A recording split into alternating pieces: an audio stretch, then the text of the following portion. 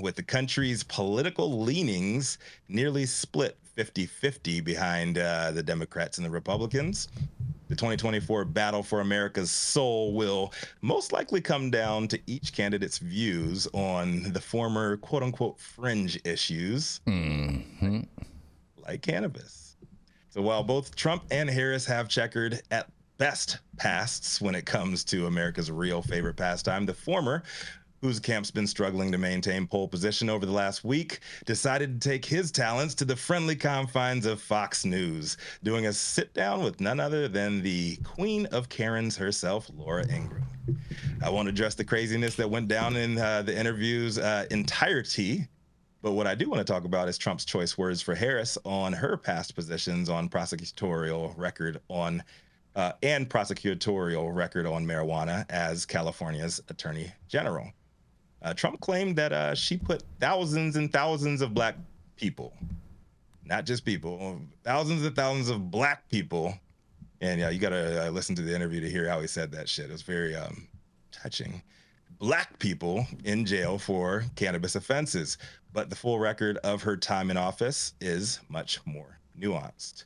Marijuana Moments Kyle Yeager addressed the dialogue this morning, calling Trump's line of attack misleading, but nonetheless notable in the sense that the 2024 Republican presidential nominee is implying that he disagrees with criminalizing people over marijuana and is moving to leverage the idea that Harris played a role in racially disproportionate mass incarceration. She was a bad prosecutor. She was a prosecutor of black people. That's how he said that shit. Trump said in an interview on Fox News' Ingraham Angle that aired on Monday, she put thousands and thousands of black people in jail over marijuana. But when it came to big crime, murders, and everything else, she was weak. Yeager said that the narrative that Harris aggressively prosecuted people over cannabis during her 7 years as San Francisco District Attorney and later California Attorney General has followed her since she last ran for the Democratic presidential nomination in 2020. It's true. And now that President Joe Biden has exited the race, Harris has become the presumptive nominee, and it's resurfacing. Trump's spin on it is particularly exaggerated, though. How many people were actually convicted and jailed over marijuana under Harris's prosecutorial leadership? While Trump claimed that there were thousands and thousands of examples of Harris putting people in jail over marijuana, typically the criticism has been based on an allegation that the San Francisco District Attorney's office under her leadership incarcerated more than 1,500 people on cannabis-related convictions. But that lower figure is still misleading. Data from the office that was featured in an investigative report from the Bay Area News Group showed that there were 1,956 convictions for misdemeanor and felony marijuana offenses from 2004 to 2010 when Harris led the office. But the number of people who were actually sent to state prison was 45, a total of 45 people. That said, it's unclear how many people were sent to county jail, so the total figure may be higher. Our policy is that no one with a marijuana conviction for mere possession could do any jail time at all, Paul Henderson, who headed up narcotics prosecutions under Harris, told Bay Area News Group. During Harris's time as Attorney General of California in 2011 to 2017, meanwhile, the Washington Free Beacon reported that statewide there were at least 1,560 people, 1,560 people who were sent to state prison over marijuana, primarily for sale or possession with intent to sell convictions. While Harris would have played a more remote role in these prosecutions compared to her time as district attorney, that record has lended to criticism, including the then Representative Tulsi Gabbard, who destroyed Kamala Harris, I remember that shit, who drew attention to that record on the debate stage while competing for the 2020 Democratic presidential nominee. Of course, Harris's prosecutorial record is just one part of her history on cannabis policy issues. During her time as San Francisco DA, she voiced support for medical marijuana, but she opposed adult use legalization. When she was campaigning to become Attorney General, she proactively campaigned against a 2010 legalization ballot measure. Harris was later openly dismissive of the reform, at one point laughing off a reporter's question about the potential policy change. But as my good friend and colleague Jason Beck often says, she has since evolved on the issue. Per the article, she sponsored a comprehensive federal legalization bill in the Senate, and she's called for ending prohibition altogether as recently as this March at a roundtable event with pardon recipients, where she also called the Drug Enforcement Administration to quickly reschedule cannabis as the Justice Department has since formally proposed. If elected, Harris would become the first president who openly supports marijuana legalization. And the list of potential running mates that she's reportedly considering also includes a majority who share that position, as well as some who have signed legalization into law in their state. Trump opted out or opted to take a swing at Harris's prosecutorial record on marijuana in particular, offers a potentially meaningful insight into how he might navigate broader cannabis policy issues as a candidate and potentially as a president again. The GOP nominee has his own mixed record on marijuana, but this cycle he's leaned into punitive anti-drug rhetoric, so this represents something of a departure. Maybe he's evolving too, now that he's seeing these polls. As president, Trump largely stayed true to his position that marijuana laws should be handled at the state level with no major crackdown on cannabis programs, as some feared after the then Attorney General Jeff Sessions rescinded the Obama-era federal enforcement guidance. In fact, Trump criticized the top DOJ official and suggested the move should be reversed. While he was largely silent on the issue of legalization, he did tentatively endorse a bipartisan bill to codify the federal policy respecting states' rights to legalize. That said, on several occasions, he released signing statements on spending legislation stipulating that he reserved the right to ignore a longstanding rider that prohibits the Justice Department from using its funds to interfere with state legal medical marijuana programs.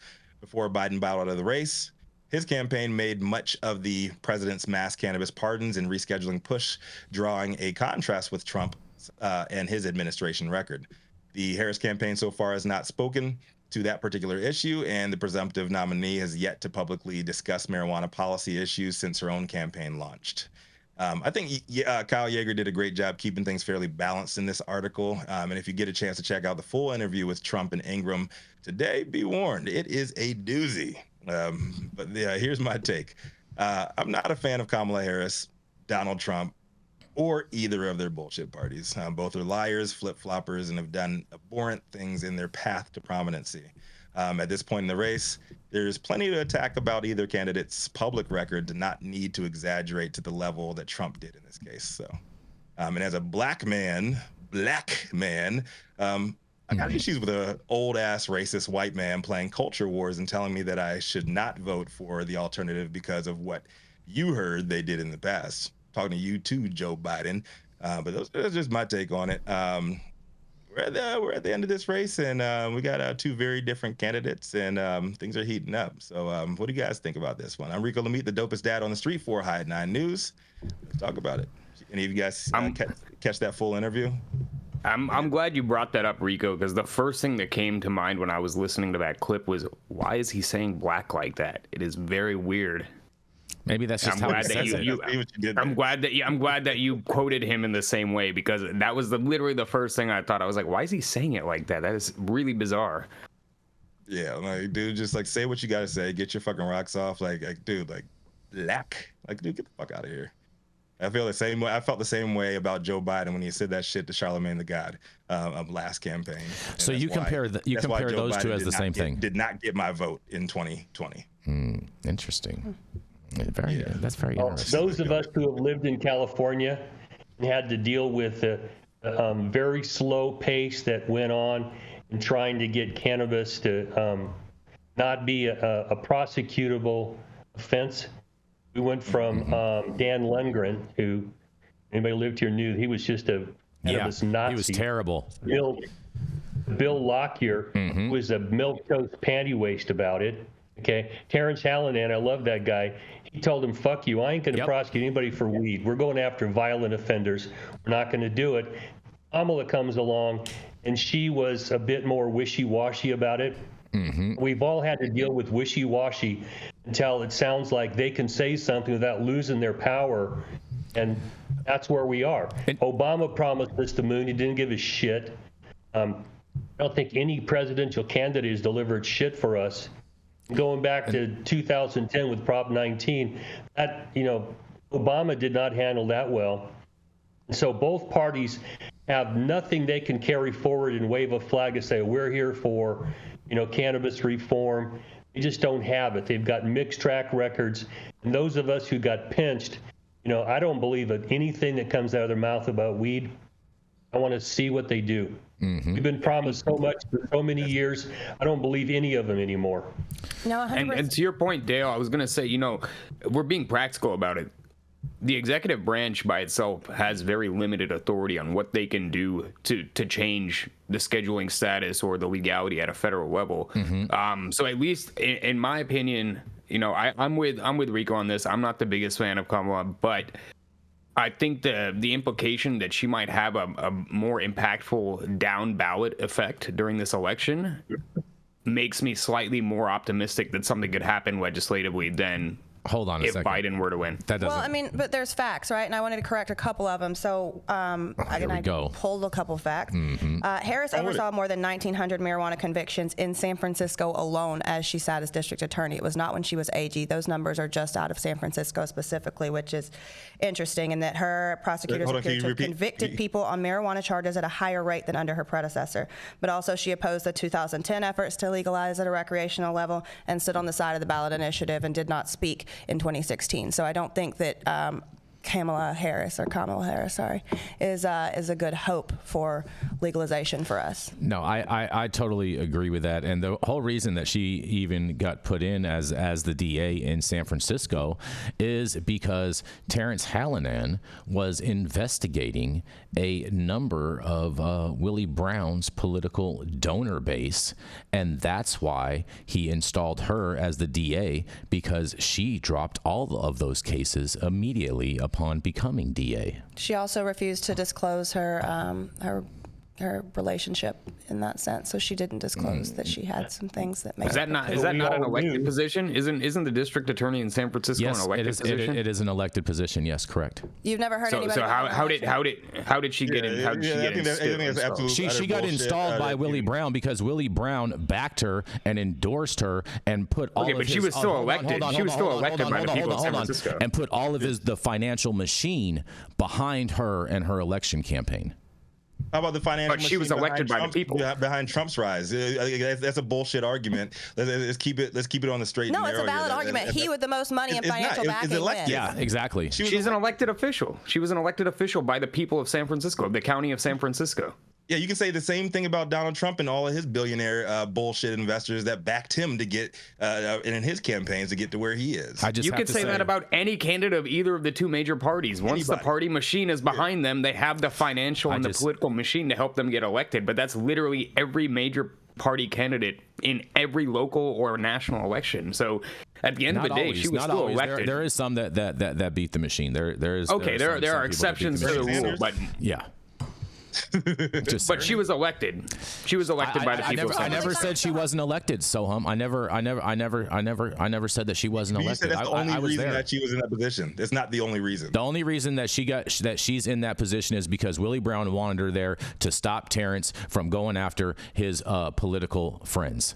That's the only reason that she got put in that position in the first place. And enough people in California voted her into office. Well, that's because they were just starting that whole DEI stuff back then.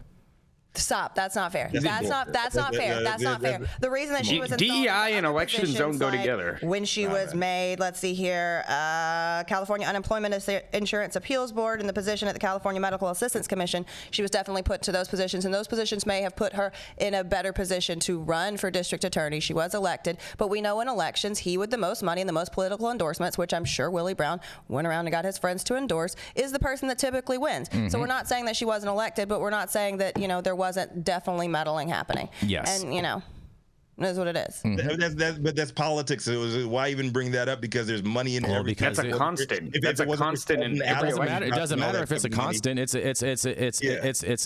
a cause and effect. It's a cause. If it wasn't for Sheldon Adelson making it rain on Trump, he wouldn't have been in office either. I think there's a lot of other people you could say that about, and not just Sheldon Adelson. Exactly. That's the point. You could say it about just about every candidate. So why are we bringing it up in this case? Because it's a constant. It exists in all of politics. Because this is the candidate that we're discussing, and That's why we're talking about it. Exactly. But you're pointing it out as if it's something different that sets her apart from other politicians. It does set her apart. It does set her apart from other I think positions. if Donald Trump wants to make a mark in this case, he needs to drop J.D. Vance and bring up Tulsi Gabbard.